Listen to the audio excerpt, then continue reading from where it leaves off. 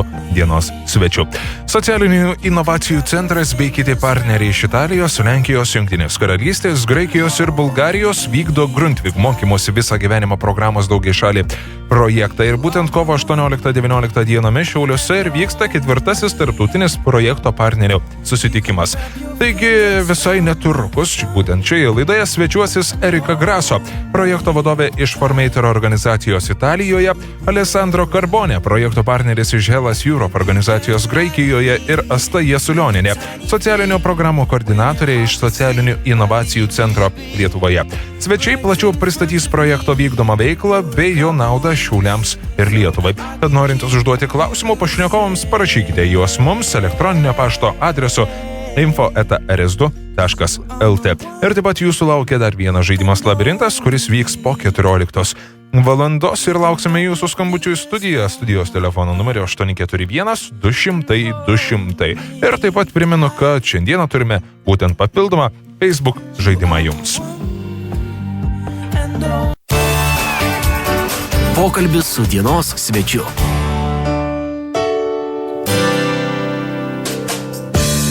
RS2 radio eteryje prasideda pokalbis su dienos svečiais, o šiandien studijoje pas mus svečiuojasi tikrai gausybė svečių ir mes kalbėsime apie socialinių inovacijų centro bei kitų partnerių iš Italijos, Lenkijos, Jungtinės Karalystės, Graikijos ir Bulgarijos vykdomą Grundtvig mokymosi visą gyvenimą programos daugiašalį projektą ETOS. Apie visą tai išsamiau mums papasakos mūsų svečiai, tai Erika Grasso, projekto vadovė iš Formator organizacijos Italijoje. Labadiena, hello. Hello. Alessandro Carbone, projekto partneris iš Hellas Europe organizacijos Graikijoje. Labadiena, hello. Hello to all of you. Ir Asta Jasulionienė, socialinių programų koordinatorė iš VŠI socialinių inovacijų centro Lietuvoje. Labadiena, sveiki. Sveiki. Ir vertime šiandien mums pagelbės Laura Bociutė. Sveiki. Na ir pirmiausia, paklausiu būtent apie šį socialinių inovacijų centrą. Gal pristatykime mūsų klausytojams, kas apskritai tai yra, jo funkcijos, kada jis įkurtas ir panašiai. Prašom. Sveiki. Atstovauju socialinių inovacijų centrą. Ir šiandien mes čia susitikom tokią neeilinę progą, nes kaip tik šiuo metu turim tarptautinį projektą, tarptautinio projekto ETOS susitikimą socialinių inovacijų centre. Ir mūsų socialinių inovacijų centras iš tikrųjų vykdo labai daug tarptautinių projektų Europos mastu. Ir jie daugiausiai yra susiję su, kad ir negalią turinčių asmenų ir įdarbinimu, ir jų lygybės teisių užtikrinimu mūsų visuomenė ir taip toliau. Bet šiandien mes kalbėsime su ETOS projekto koordinatoriais ir kitais partneriais, kurie mums papasakos daugiau apie tai. Asta, jūs minėjote, dar pertrauksiu, šiomis dienomis, ar ne? Tai būtent šiandien rytoj? Ne. Šiandien yra paskutinė projekto susitikimo diena, buvo vakar ir šiandien mes jau, galima sakyti, užbaigiam savo susitikimą dieną šituo įvykiu jūsų studijoje, norėdami gal labiau skleisti toliau informaciją apie savo projektą, ką mes veikiam ir koks būtent yra šio projekto tikslas, veikla ir uždaviniai. Aišku. Dabar gal paprašysime mūsų svečiams, kad galbūt šiek tiek papildytų informaciją, ar ne, taip pat pristatytų būtent ETOS projektą. Okay, Erika, could you introduction give us about ETOS project? Okay, hello to everyone. I am Erika Grasso from Italy. I am the coordinator of the project. ETOS project is a Grundtvig multilateral project. Su jumis ką tik pasisveikino projekto koordinatorė iš Italijos Erika Grasso.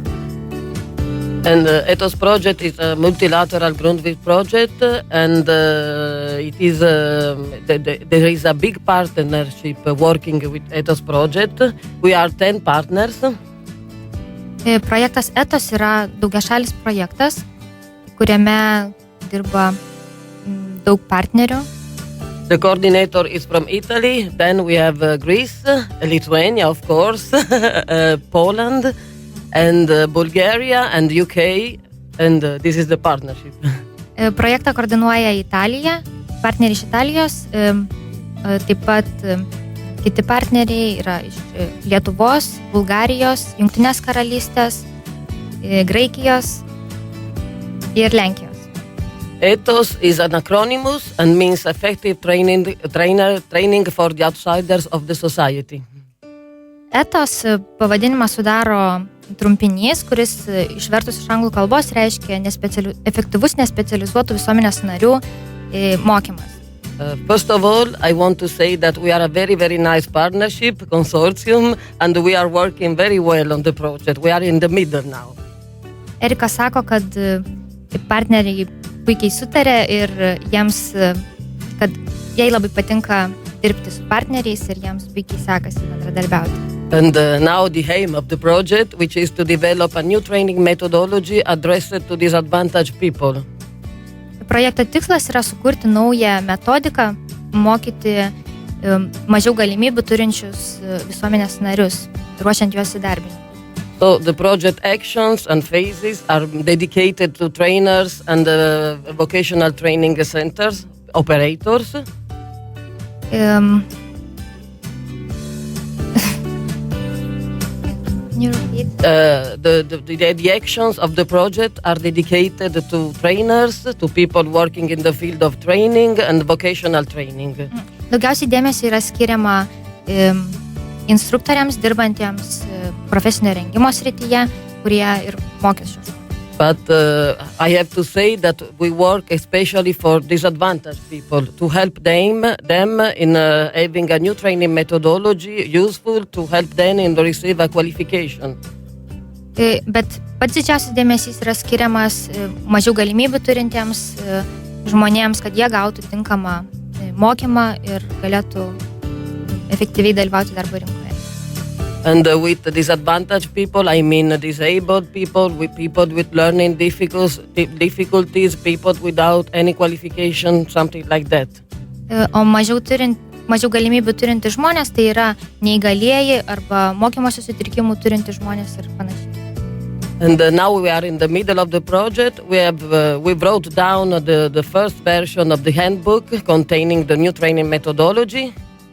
Dabar projektas jau yra įpusėjęs, yra paruošta metodika, vadovėlis, jau yra parašytas pirmas vadovėlio variantas.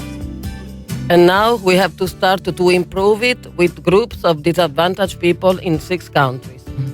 O dabar toliau ši metodika bus redaguojama, tobulinama su bendradarbiavimu su 6 partnerių šalimis.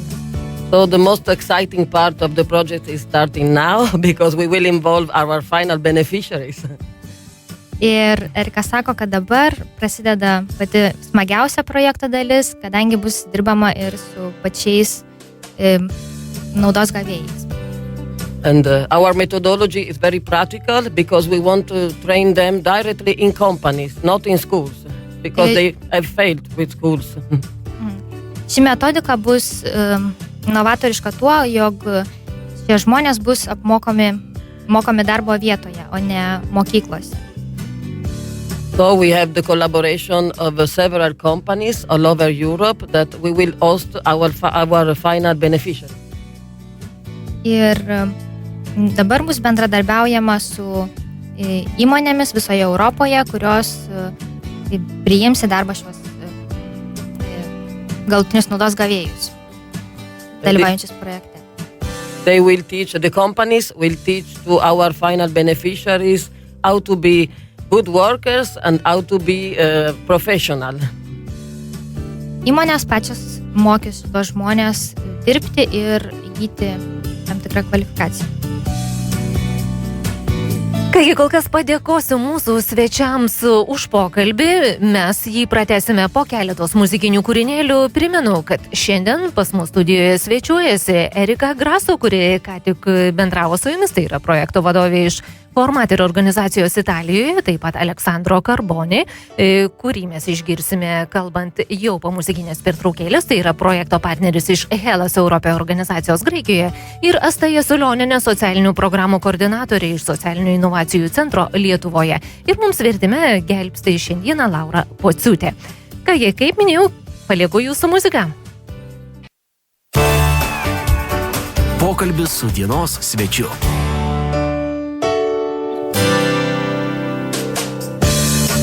Vėlgi grįžtame prie šios dienos pokalbio, kuriame tikrai įdomiai kalbame apie ETOS tarptautinį mokymosi visą gyvenimą programos daugiašalį projektą, o apie visą tai išsamiau šiandien pasakoja mūsų studijos svečiai, tai yra Erika Graso, projekto vadovė iš Formater organizacijos Italijoje, Alessandro Carboni, projekto partneris iš Hellas Europe organizacijos Graikijoje ir Asta Jasiulionenė, socialinių programų koordinatorė iš Socialinių inovacijų centro Lietuvoje.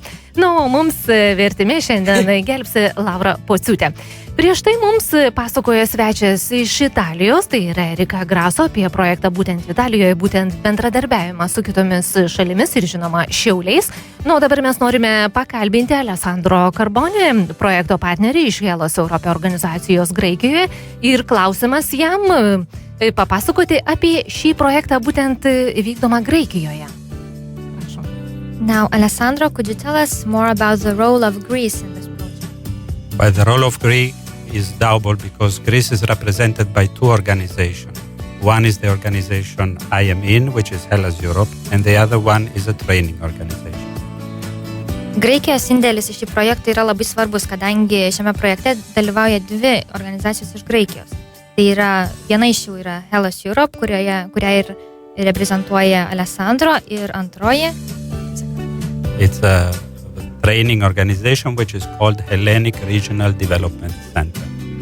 Ir antroji organizacija atsakinga už profesinį mokymą Graikijos regione. This organization, which is located in Patras, is in charge of implementing the training for trainers, and this has happened so far. And now this training has to be done with the final beneficiaries, with the low-skilled people. Ši organizacija yra įsikūrusi Petros mieste ir jie yra atsakinga už profesinį rengimą, ir kuri ir mokys projekte dalyvaujančius naudos gavėjus. Hellas Europe is a no-profit organization, and in this project is in charge of the dissemination activities of this project. Hellas Europe yra pelno nesiekianti organizacija ir šiame projekte jie yra atsakinga už projekto veiklų sklaidą. Thank you. Na, o dabar gal pakalbėkime ir nusikelkime į Šiaulius apie šiomis dienomis Šiauliuose vykstantį būtent tarptautinį ETOS projekto partnerių susitikimą. Ką būtent duoda šis susitikimas? Now, Alessandro, could you tell us about the meeting of ETOS project in Šiauliai? What is the aim of this meeting? Well, let me first tell what our meetings meant to be for, since all the partners during the project work from a distance in their countries, sometimes, in this case, 5 times during the 3 years project, the people have to meet together and work together. Visų pirma, Alessandro paminėjo, kam iš vis apskritai reikalingi susitikimai. Jis sako, kad kadangi partneris bendradarbiaujančias šalis skiria didelis atstumas, jiems reikia susitikti bent keletą kartų. Tai yra šiuo atveju 5 kartus per 3 metų laikotarpį. And the meeting here in Šiauliai is the 4th meeting of our project. And in these 2 days we have discussed about the training we have already done to test the first proposal, and we have started organizing how to do the training with the disadvantaged people. Šis projekto partnerių susitikimas Šiauliuose yra jau 4. projekto partnerių susitikimas ir jo metu per 2 projekto dienas buvo aptarti jau vykdyti mokymai ir planuojami tolesni mokymai. This meeting has also the purpose to organize technical aspects like dissemination, like exploitation of the results, how to make sure that this project is going to be done even after the end of its period. Projekto metu taip pat aptariami techniniai aspektai, tokie kaip projekto sklaida ir kokybės užtikrinimas ir panašus dalykai. So this meeting was also for all of us the chance to stay together and work in groups, which is something which is difficult and we cannot do that easily when we are from a distance.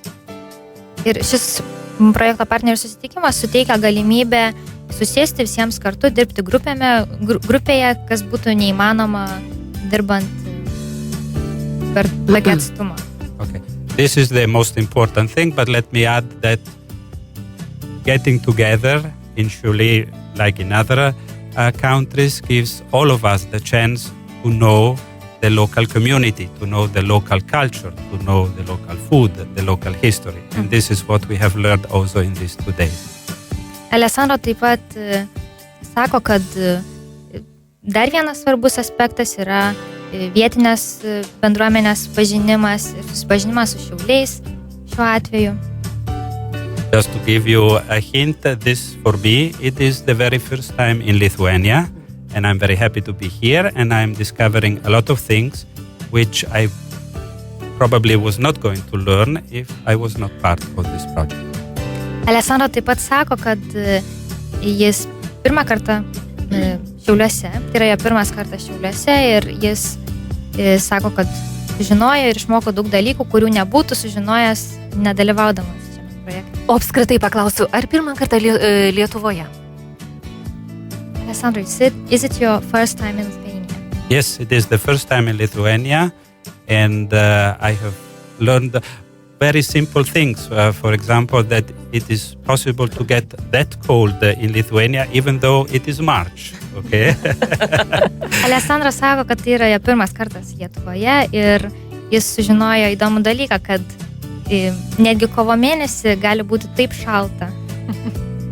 Deja, taip. O taip pat trupučiuką noriu paklausti įspūdžius apie Lietuvoje, Šiaulius ir Eriką Graso. Ar pirmą kartą lankosi Šiauliuose apskritai Lietuvoje? Erika, and how about you? Is it your first time in Lithuania? Yes, of course. It is my first time in Lithuania. I am enjoying very much, and I have learned the one word, laba diena. Erika sako, kad ji taip pat pirmą kartą lankosi Lietuvoje ir jai čia labai patinka. Ir ji ką tik pademonstravo savo lietuvių kalbos žinias. Aišku. Kągi, toliau tęsime mūsų pokalbį apie ETOS projektą. Na ir dar šiek tiek apie patį tikslą, gal čia paprašysiu Astutą, kad papasakotų, šiek tiek pasakojo mūsų svečiai, galbūt jūs iš savo pusės.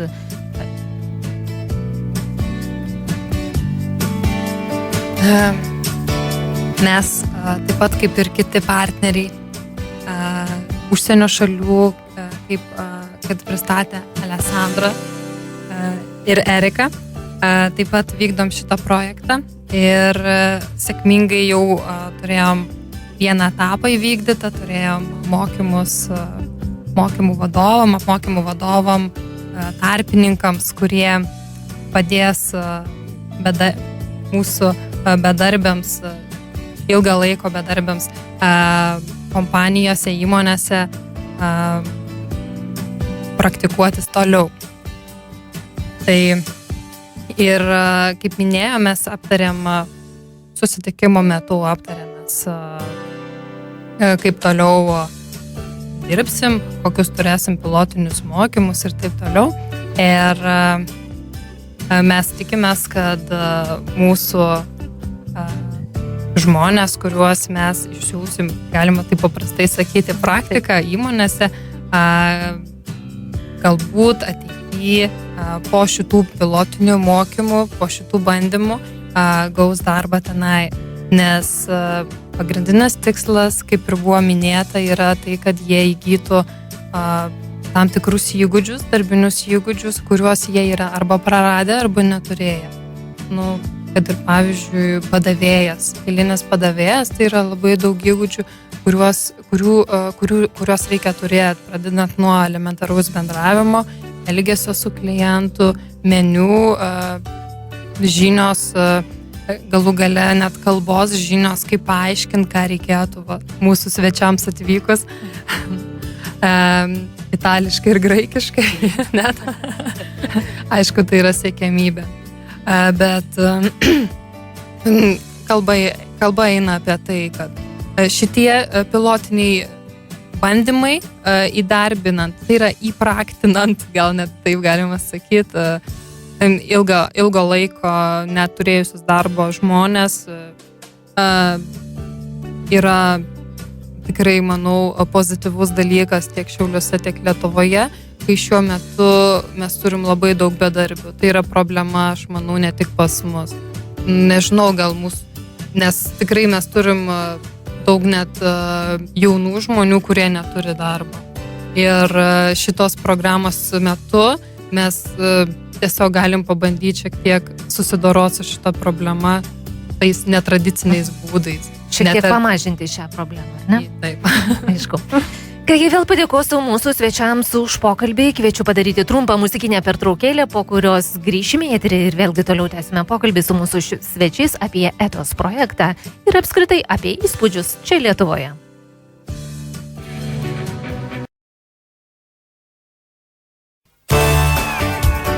Pokalbis su dienos svečiu.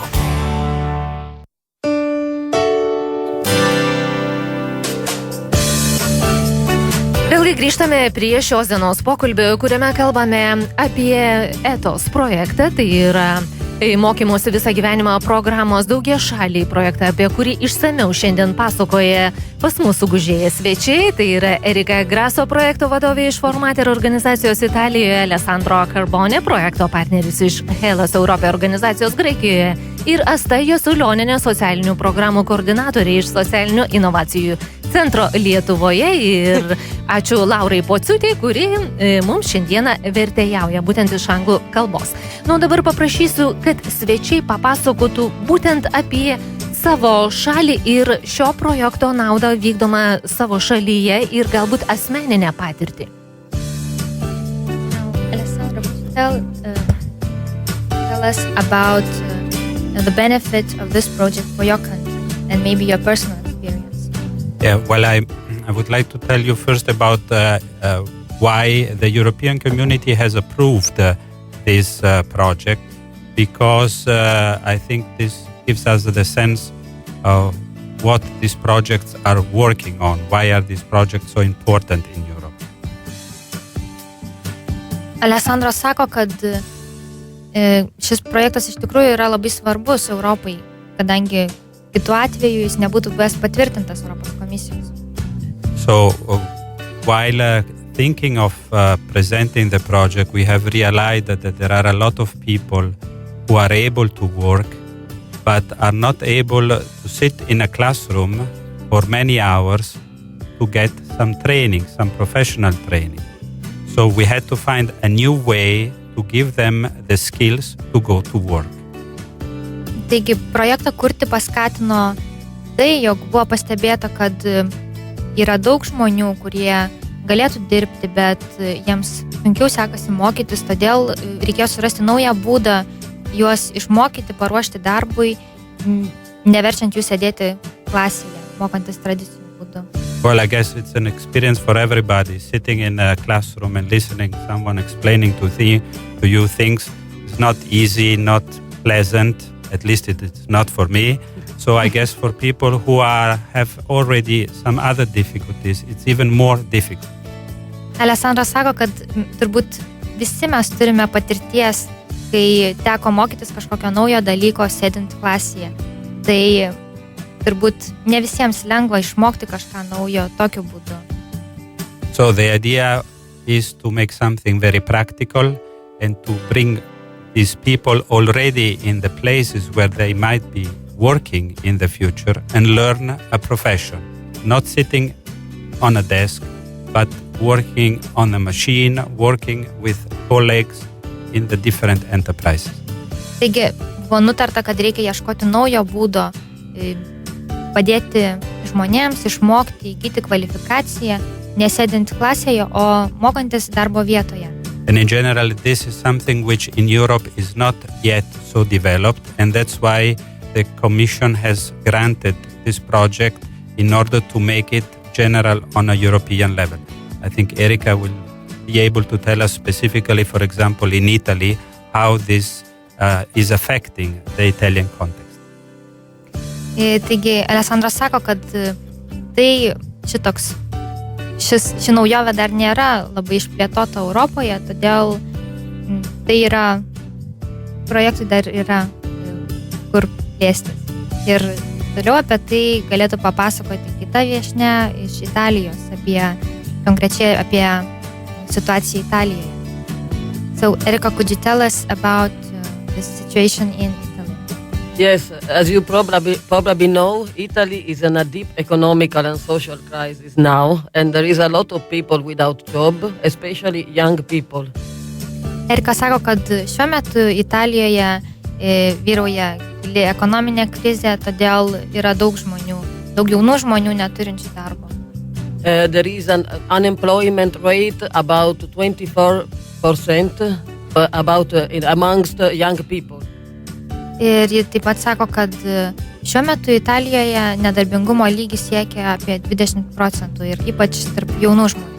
And what we see is that school is not able in teaching people to work. Ir akivaizdu, kad mokykloje šie žmonės nėra išmokomi dirbti. So, as Alessandro says, we have to find new ways. Taigi, kaip ir jau minėjo Alessandro, reikia rasti naują būdą. What you learn in school, sometimes, the most part of the times, is not useful for work, to get a job. Erika sako, kad tai, ko yra mokama mokyklose, didžioji viso to dalis, nėra naudinga dirbant. That's why Ethos project is so interesting for us. Todėl pačiai Erikai ir šis projektas yra įdomus. And that's why I wrote that project proposal, of course. Tai todėl Erika padėjo rašyti šį projekto paraišką. Aišku. O kokie trumpai galbūt galima dar šiek tiek mūsų lietuvaičių atsiliepimai ir galbūt kažkokia tai nauda, gal jau turime kuo pasidžiaugti, gal kažkokie žmonės susirado darbą. Čia Asta, prašom jums. Kaip ir minėjau, socialinių inovacijų centras vykdo daug projektų ir šiuo metu tikrai mes turim nemažai projektų, kurie yra susiję su įdarbinimu. Jie daugmaž gal yra panašus, bet šiek tiek esmės skirias. Matyt, tai yra todėl, kad reiškia, kad tikrai tie projektai, tos temos yra aktualios, todėl yra rašomi projektai ir patvirtinami būtent spręsti šiom problemom. Taip pat mes galim pasidžiaugti jau kitų projektų, taip pat rezultatais, nes irgi jau turim įvykdę pilotinius testavimus. Kaip pavyzdys galėtų būti DICE projektas, kurio metu mes testavom internetinę sistemą, kurios tikslas yra taip pat padėti susirasti darbą ilgą laiką darbo neturinčiam asmeniui ir savo įgūdžius praradusiam ir taip toliau, kur yra dėmesys sutelkiamas ne tiek labai į įgytą išsilavinimą ir taip toliau, kitus labai populiarius mūsų visuomeniai dalykus, bet į asmens gebėjimus, kaip mes galėtumėm išversti, gal Laura galėtų mums pagelbėti, soft skills, kaip minkštieji gebėjimai. Tai yra kaip ir žmogaus savybės, kruopštumas, atidumas ir taip toliau, kurie atlikę tam tikrą testą, po to gauna rezultatą, kad jo darbo stilius yra toks ir toks, ir tai gali pagelbėti darbdaviui renkantis darbuotojų, nes žmonės yra ne tik kažkokį išsilavinimą turintis, bet yra labai svarbu jų asmeninės savybės, komunikavimas ir taip toliau. Parašyti galima vieną CV, bet šitas testas iš tikrųjų rodo teisybę. Mūsų kandidatai buvo tikrai patenkinti ir priblokšti, kiek daug teisybės galėjo parodyti jų testas. Kiek žinau, kiti jau įtraukė į savo CV. Kągi, ir tokių, supratau, teigiamų rezultatų jau tikrai turime, ar ne? Taip, tikrai daug ir iš kitų projektų galėtumėm pasakoti ir pasakoti. Kągi, tikrai, bet kaip bebūtų gaila, mūsų laida jau eina į pabaigą ir kaip visada, tradicinis klausimas, taip pat ir mūsų svečiams palinkėjimas Rezų radijo klausytojams. Now, do you have any wishes for our listeners? Yes, I would wish something very related to the project. In order to realize this project, to implement, we had to put many countries together and many people working together. So my wish to the listeners is to try always to put energies and resources together to achieve what they have in mind and the goals of their lives. Alessandro palinkėjimas yra labai susijęs su projektu, kadangi buvo minėta, jog įgyvendinant šį projektą buvo sutelktos kelių partnerių iš kelių šalių jėgos ir jie susirinko įgyvendinti šį projektą. Tai Alessandro linki ir radijo klausytojams visada sutelkti kuo daugiau energijos į vieną vietą, kad būtų ko pasiekti.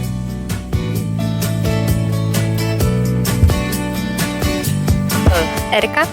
Yes, first of all, I would like to thank Social Innovation Center and Lithuania to host us because you are very nice and I am spending a very pleasant days.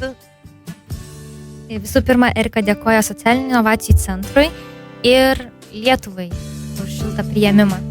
And I would like to wish to all the listeners that I wish you to take part in a European project because it's a very, very nice experience. O radio klausytojams Erika linki sudalyvauti europiniuose projektuose, kadangi tai yra labai naudinga patirtis.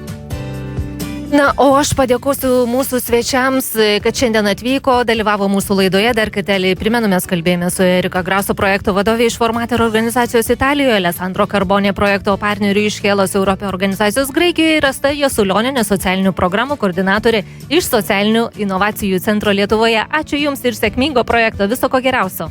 Bye.